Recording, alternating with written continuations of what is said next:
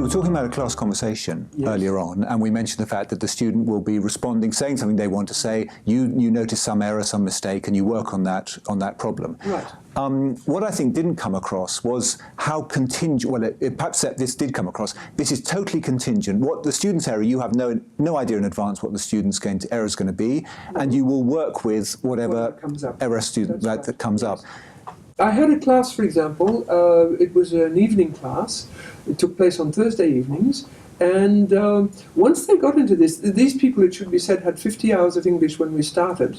And the class stuck together for quite a few years, in actual fact. So they must have had about 200 when we finished, which is still not a lot. 200 is only, say, 3 years of school English. Or in the system we were in, they would come along and they had thought about it, right? They had thought about it. For example, there was one person called Yolande, and Yolande, we knew that her son's wife was to have a baby, so this came into the conversation every week for several weeks. And then one day she turned up. Was the baby born? Yes. And they said boy or girl, so it was a boy. And then they said, what's its name?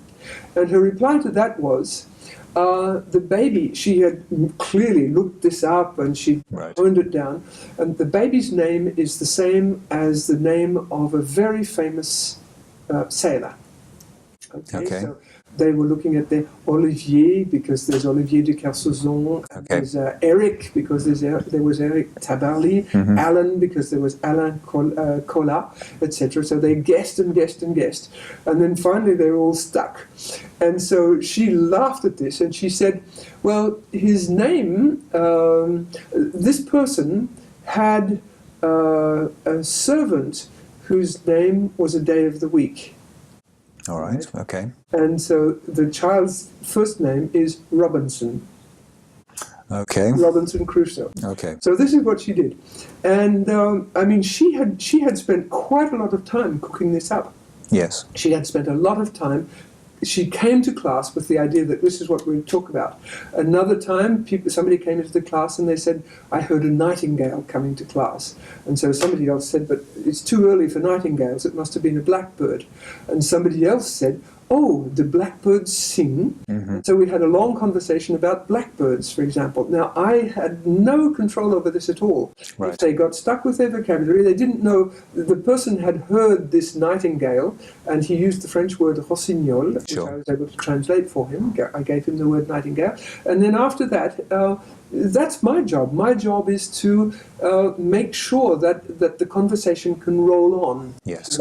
Yes. And I do what's necessary. What they can't do is simply say something like, in French, I want to talk about nightingales, can you give me the word? Right. What they do is they come along, they have their sentence, the word that's missing is nightingale. All right, and I'll give them that word. Yes. Sometimes, for example, I would give them some vocabulary. Supposing one day the word way came up. I think somebody was talking about a railway. And so I used that as an opportunity to point out to them that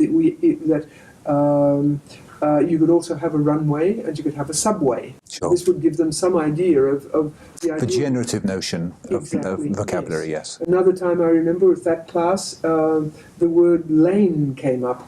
And so we dealt with, I gave them some names. For example, there's Chemin des Planches, which would be Planches Lane, for example. And then we had such and such a street, and we had such and such a road, and we had such and such an avenue. And I used the French words. For example, we were at the bottom of Avenue Siffert, so I told them this would be this in English. Sure, sure. You've talked about the class conversation, you intervening and correcting something there. Yes. If within the correction something else comes up that needs work on it, how will the structure, what will happen if during the period you're correcting some other problem manifests itself? How will you work with that? Well, there are several things. First of all, it might be just a mistake that needs correcting, but it might be, what happens very often is people say, oh, can I say it like this? And then what we have is two possibilities for the one sentence. And this is extremely useful because usually they're surprisingly sensitive to the difference that these would actually make. Yeah. And so we work on the two, we get both correct. Sometimes there might even be 3 or 4. It might come up, for example, would you mind, and do you mind, Sure. and can I, and... There's a whole spectrum of ways of expressing Yes. a particular idea like that, That's yes. right, yes. And so one of the things I do, we get into register at that stage. Yes. So one of the things that I can do is look very spick and span, and that's the top register, and then I huddle down a little bit more, and then I might imagine like chewing gum and holding myself up on the wall, for example, and that's the very lowest register, and this would give us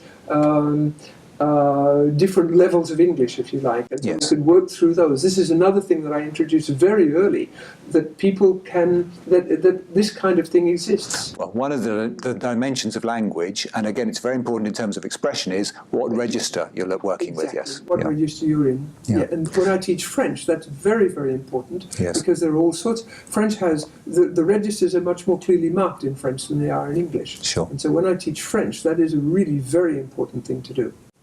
And of course, that's also contingent on a particular person saying something to a genuine other person. You know, your register. So in a sense of expression, this is again training for the task. You will expect a person in the class to speak to you as the teacher in one way. They might speak to their genuine friend in another. They might speak to a stranger who's in the class in another way. And that will be reflected in the language you'll be demanding of them in the class. Absolutely. Yes. Yes, I was teaching French once to a class, and there was somebody quite elderly in the class, and all the students were supposed to be tutoying each other in French, but Sure. they all what her, because out of the class they would certainly do the same thing.